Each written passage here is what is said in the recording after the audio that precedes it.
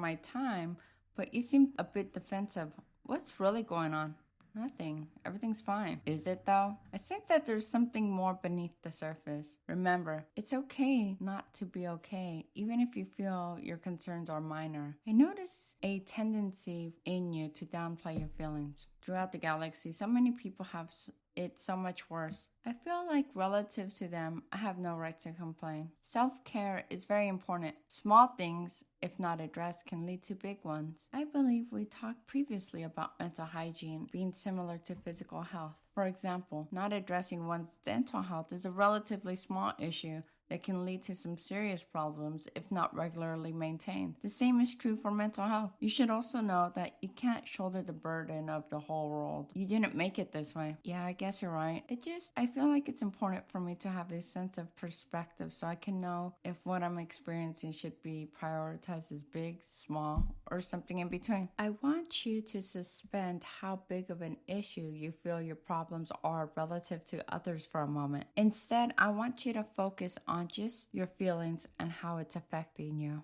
I feel somewhat overwhelmed. I feel I have tried to maintain balance biologically, tried to keep my cognitions and behaviors where they should be, and I've tried to mitigate any negative social aspects. It's just, I feel like I'm trying so hard to be the best me, it's exhausting.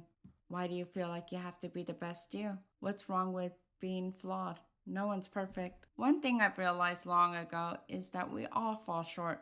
However, I always try to follow my logic and beliefs as I've worked hard to get to where I am. I think the hardest part was finding out that I thought I had things figured out years ago and come to find out I was substantially off the mark.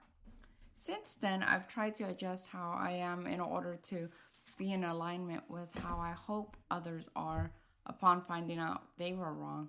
It's admirable that you're trying to change, but don't get consumed in taking on more than you can chew. I have a tendency to try to not only solve my own issues, but scientific and global problems, but then, of course, get overwhelmed due to the scope of the issues. As someone knowledgeable in information technology, are you familiar with algorithms? Yeah, why do you ask? As you know, a recursive algorithm is a method used to solve big problems by breaking them down into smaller, more manageable bites until a base case which is simple enough to be solved directly. The solution to these subproblems are then combined to solve the original problem. I think the same method could be employed by you to tackle bigger issues that you're facing. Okay, Google, algorithm 42. Huh? Just me being dorky. But on a serious note, how do I know what to prioritize? To extend our algorithmic analogy, you could utilize a bubble sort.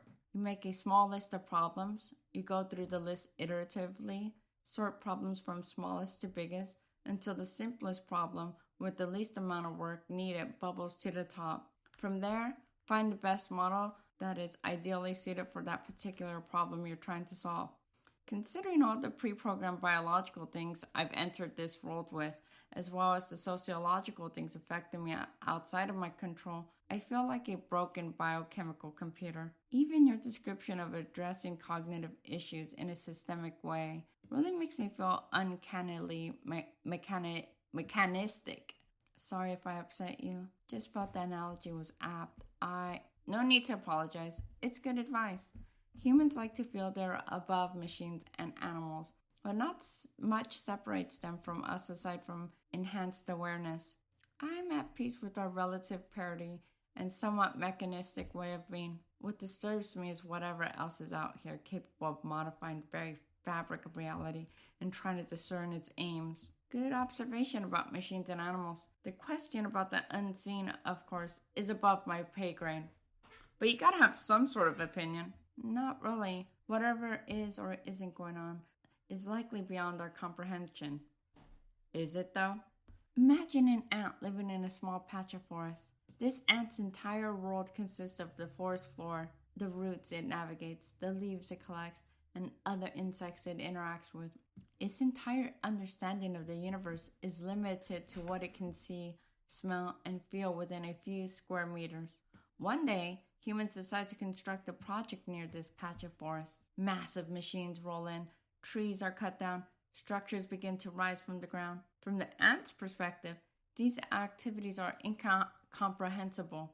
The machines are like moving mountains, the fallen trees like cataclysmic events, and the structures are like alien formations that have no context to understand. Trying to explain the human motivations, the concept of construction, or the purpose of the structure to the ant would be futile. The ant lacks cognitive capacity to grasp human motivations, the concept of architecture, or even the idea of a building. All it sees are the immediate impacts on its environment, changes in the terrain, new obstacles, and perhaps new sources of food or danger. The universe is incredibly large.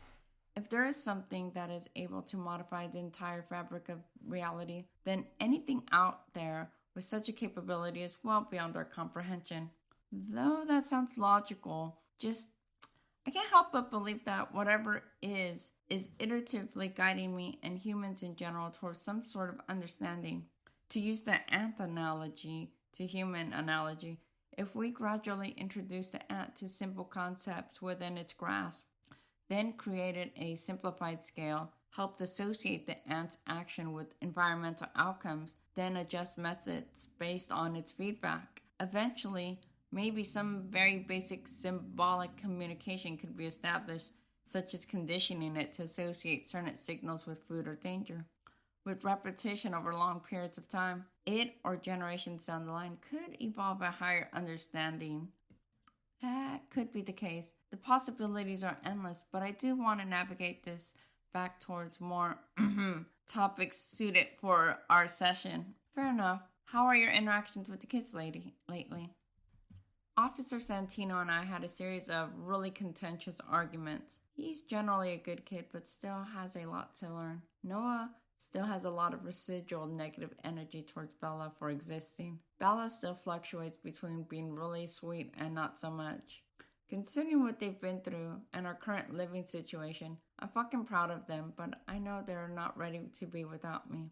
Anything on the relationship front? No. How's that make you feel? If something's meant to happen, it will. I'm in no rush. How are things on Starbase 701? Middling. Could be better. Could be worse. I enjoy when I'm able to make substantive change in someone's life. Given the nature of my work, clients sometimes are non-responsive. This is sometimes annoying, but it is what it is. Sounds like you're handling everything fairly well. Yeah. My 8 o'clock appointment is here. Don't forget to mentally floss. Wait a second. Your schedule on the wall says that you're free. Your credit card statement will show otherwise. One to beam up. And this has been Counselor Troi's Office Session 6. Thank you for listening.